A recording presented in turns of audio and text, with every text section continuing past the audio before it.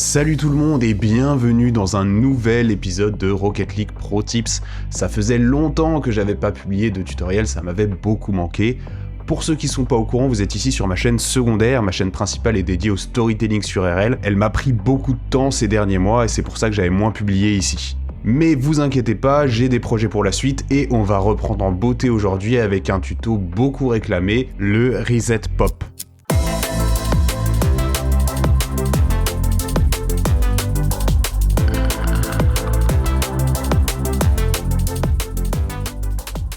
Contrairement au reset classique où on prend le reset sur une balle en train de monter ou au sommet de sa trajectoire, pour le reset pop, la balle doit être en train de descendre pour prendre ce qu'on appelle un soft reset. Un soft reset, c'est quand vous laissez la balle atterrir doucement sur vos roues plutôt que d'amener votre voiture contre la balle. En revanche, il ne faut pas que le dessous de la voiture touche la balle, sinon la voiture rebondit et se retrouve trop loin de la balle. L'intérêt est que lorsqu'on va faire notre flip, ça va stopper la descente de notre voiture alors que la balle, elle descend toujours, ce qui va donc aider à donner de la puissance dans notre frappe.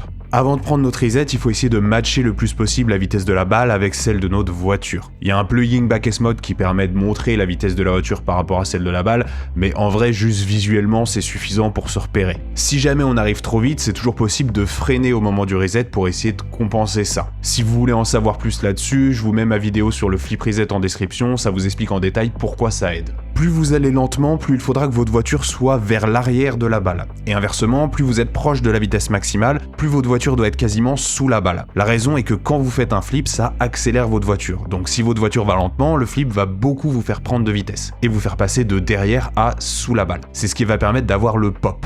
Mais si vous êtes déjà proche de la vitesse maximale, alors votre voiture va peu voire pas accélérer avec le flip. Donc vous allez rester à la même vitesse et si vous êtes trop derrière la balle à ce moment-là, vous allez y rester et vous n'aurez pas le pop en question. Mais bon, de manière générale, gardez en tête que pour faire un reset pop, il vaut mieux pas être full speed. En revanche, si vous voulez enchaîner plusieurs resets et garder la balle assez proche de vous, il vaut mieux avoir la voiture quasiment sous la balle, légèrement sur le côté et speed flip du côté opposé. Et dans ce scénario-là, freiner pendant le reset va vraiment vous aider. Et je pense que c'est ce scénario dont Apparently Jack parle dans sa vidéo quand il dit qu'il aime bien freiner pendant ses reset pop. Ensuite, plus on veut dévier la balle, plus il faudra se placer sur le côté. Et inversement, plus vous serez à plat sous la balle, plus elle partira droit. Il faut ensuite speed flip du côté où on veut envoyer la balle. L'avantage, c'est que c'est un côté intuitif. En gros, si on veut envoyer la balle à gauche, on doit être sur le côté droit de la balle et speed flip vers la gauche. Alors qu'en pratique, c'est un peu plus compliqué. La voiture est à l'envers, donc le speed flip vers la gauche va techniquement la décaler vers la droite. En fait, la rotation du flic va faire que le côté gauche de la voiture va taper la balle vers la gauche. Bref, gardez juste en tête de speed flip du côté où vous voulez envoyer la balle.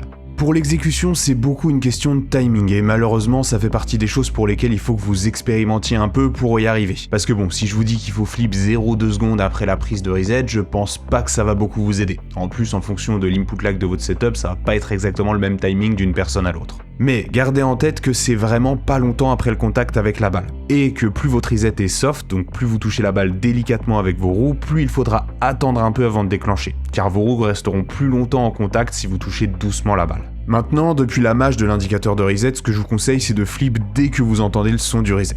Si vous faites le speed flip trop tôt, votre voiture va sauter de la balle comme si c'était le sol, et vous n'allez pas flip, ou parfois wave dash sur la balle. Et si vous le faites trop tard, la voiture sera trop loin de la balle au moment du flip, et la balle ne va pas prendre de puissance. N'hésitez pas à regarder des clips de pros qu'ils font pour vous donner un premier feeling du timing. Moi ça m'a beaucoup aidé personnellement, notamment le montage de Flights, et je vous mets le lien en description si ça vous intéresse. Sinon, une autre méthode consiste à spammer votre bouton saut juste après avoir eu le reset. Comme ça, si vos roues touchent encore la balle, votre voiture va sauter de la balle et flip directement après. C'est moins précis, mais ça permet de limiter les ratés complets.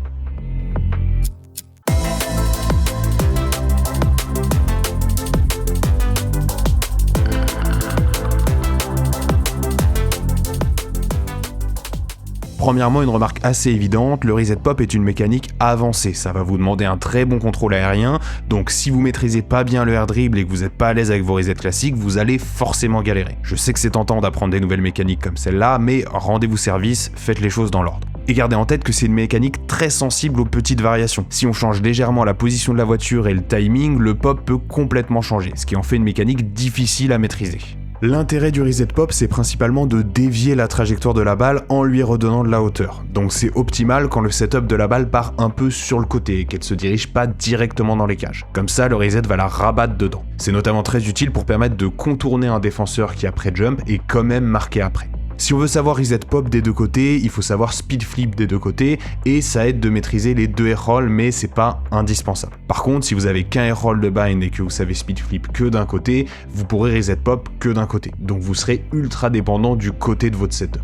Il est possible de faire des reset pop neutres en faisant un front flip et en étant juste sous la balle, mais ils partent généralement moins fort. Donc si vous êtes à plat sous la balle, je vous conseille quand même de faire un speed flip, vous aurez plus de puissance et la balle partira assez droit. Dernière chose, j'ai remarqué que les ground to air dribble enchaînés directement avec un pop reset ont tendance à beaucoup surprendre les adversaires, donc n'hésitez pas à en abuser en ranked. Voilà, j'espère que ça vous a plu, n'hésitez pas à liker et vous abonner pour pas rater les vidéos suivantes. J'ai prévu un tutoriel sur une nouvelle mécanique qui est apparue il y a pas très longtemps, et aussi une série sur le air roll qui couvrira de l'apprentissage quand on débute à comment l'approfondir et le maîtriser pleinement. Sinon, si ça vous tente, vous pouvez toujours passer me faire un coucou sur Twitch, je live généralement les lundis et mercredis vers 17h30. Merci encore de m'avoir écouté, et je vous vois dans la prochaine vidéo.